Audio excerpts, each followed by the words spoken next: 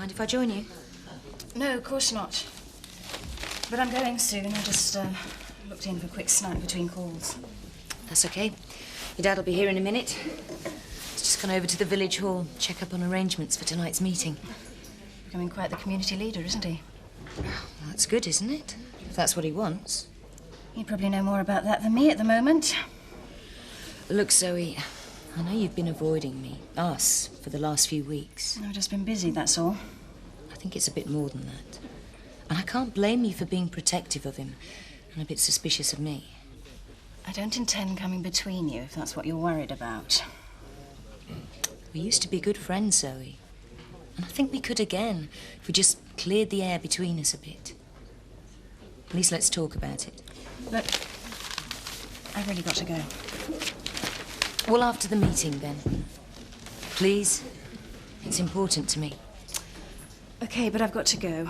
How's he taking it? There you go. Thank you. Not very well. He's giving the doctors and nurses a really bad time. Not a very good patient. He never was.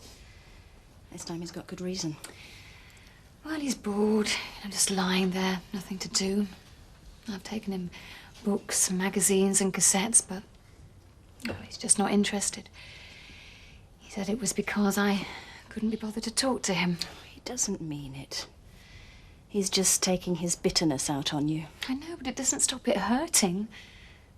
I'm really trying to help him through this, Zoe. Can't be easy for you either. Have the doctors told you anything new? No, not really.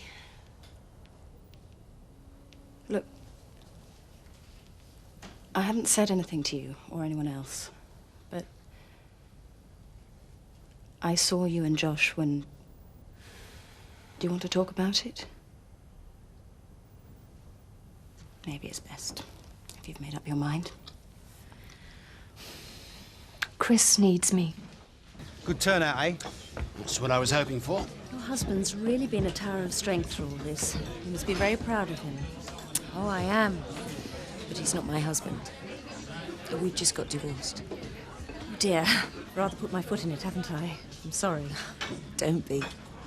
Suppose I seem rather careless, chucking someone like him away. Yes, I'd swap him for Bernard any day. Here! You can stay out for a start. How dare you show your face in here again, you scumbag! You're not welcome here. He's my guest. You can stay. You're part of the village, even though you do have lousy taste. But he's a parasite. My newspaper's done a lot for this place. I doubt if many people share that opinion. Now, either you turn round and walk, or I throw you out. Got it? I'll see you later. I now call upon Mr. Cyril King and would like to take this opportunity on behalf of the community to thank him for the marvellous work of the emergency services under his direction during this tragedy.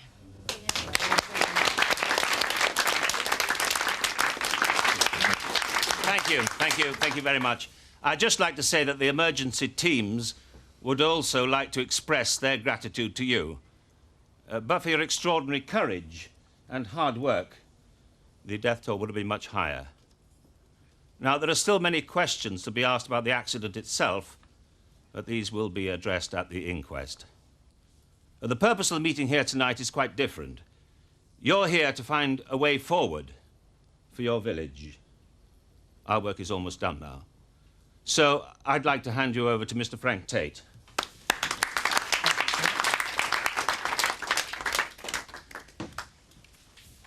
None of us will ever forget that night.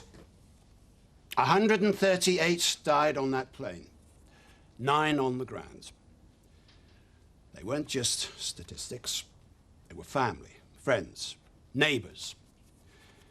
None of us has been untouched by it.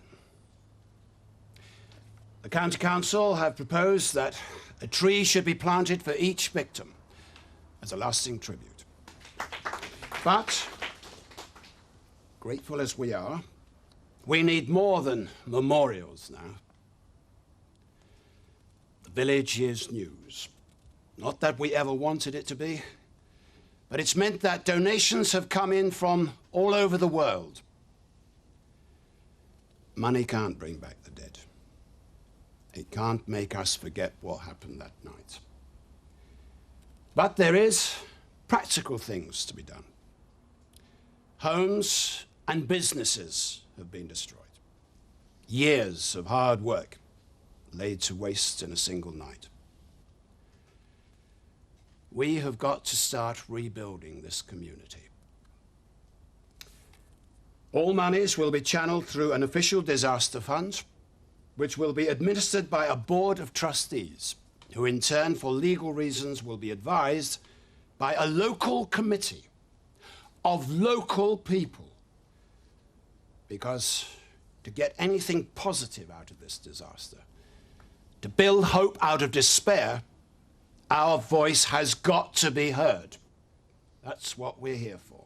It's not going to be easy for any of us to talk about what we lost that night, but we're together in this, and we have to establish what this village wants and needs so that the process of rebuilding can begin. And with your help, I hope we can look back on this evening as a new beginning, the night when the village was reborn. Thank you. It's proposed that the following should be appointed. Mr. Frank Tate. Mr. Alan Turner. Mr. Turner. Aye, aye. What you two been up to? Come in, Alan, and sit down. You've just been proposed as a member of the advisory committee.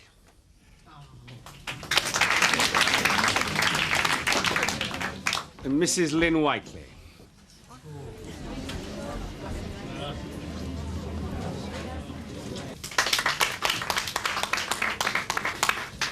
We've certainly got a lot to discuss at our first trustees meeting.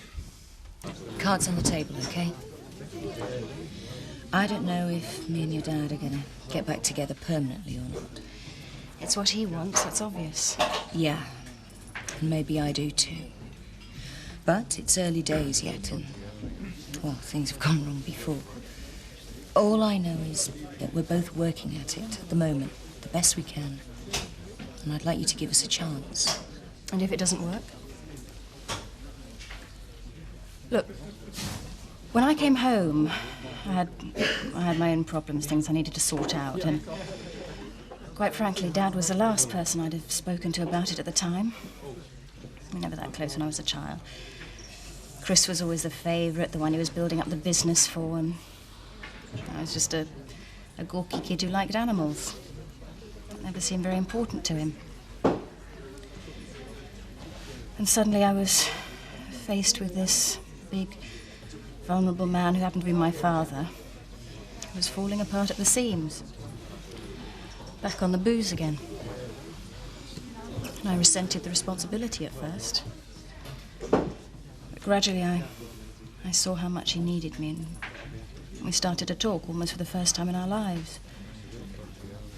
And it surprised me to realize how much I love him. I don't want to see him hurt again. Nor do I. And I do understand what you've been going through. Frank was in a pretty bad way when your mother died. And it was me he turned to. Yes, I know. But I don't think you know how I felt. Yes, I was in love with him, but I was his secretary. I didn't expect... All I wanted was to be there for him. You have to believe that. I just wanted to help him through it. Sometimes I thought it was hopeless. Something in him had died that couldn't be rekindled.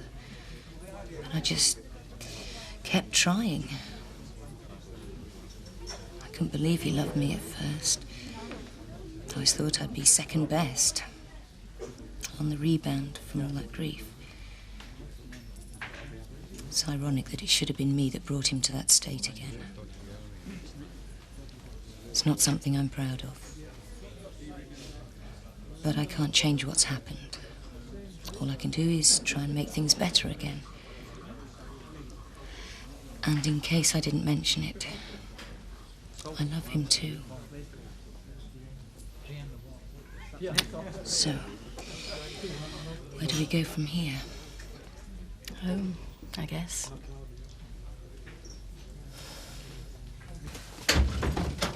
So, you're thinking of setting up in practice by yourself? Well, why not? If Vernon McAllister can do it, so can I.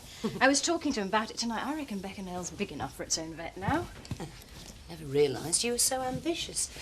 You really are your father's daughter. Frank! Frank? What on earth's wrong? I was on a real high when I got back from that meeting, full of myself and my speech. And then I got back to this. It's a letter from the baby's grandparents, thanking me for what I did. I guess it brought back what all this is really about. That no matter how many plans we make, it's too late for some people. And nothing I can do will ever help them.